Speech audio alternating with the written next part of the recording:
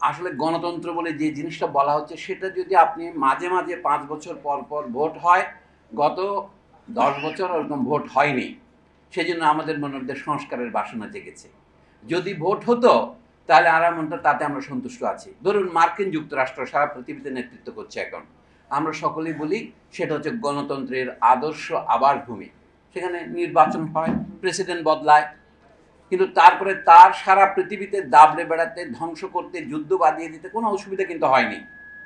তার মানে গণতন্ত্রই আমাদের সকল সমস্যার সমাধান সেটা মনে করা যাচ্ছে না। যদি ভোটাধিকারের বাইরে গণতন্ত্রকে আপনি নিতে চান, নুরুল কবির যেটা মনে করিয়ে দিলেন, সংবিধানের যে একটা দ্বিতীয় ভাগ আছে আমাদের, বলা হচ্ছে রাষ্ট্র পরিচালনার মূলনীতি, সেখানে সমাজতন্ত্রের কথা ঢুকিয়ে দেওয়া হয়েছে। কিন্তু সেটা তো বাহুল্য মাত্র। যদি আপনি সত্যি সত্যি গণতন্ত্র করেন তাহলে মানুষের গণতন্ত্র বলতে তার অধিকারের কথা আসবে। অধিকার কি শুধু ভোটের অধিকার? ভোটের অধিকার বটে, ভোটের অধিকার কিসের জন্যে? ভোট দিয়ে আপনি রাষ্ট্র কারা পরিচালনা করবে তাদের নির্বাচিত করবেন, কিন্তু তাদেরকে পুরোপুরি বিশ্বাস করা যায় না সারা জীবনের জন্য।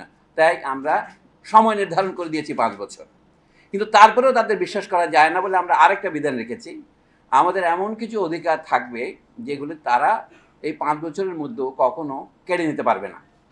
এইটা সংবিধানে অঙ্গীকার করার 1 বছর না যেতেই আওয়ামী লীগ সরকার একটা আইন করেছিল, আপনার জন্য স্পেশাল পাওয়ার্স অ্যাক্ট, যে কোনো লোককে বিচার না করে সন্দেহের বশে প্রথমবার 120 দিন 4 মাস গ্রেপ্তার করে বন্দি রাখা যাবে, বিনা বিচারে, বিনা পরোয়ানায়।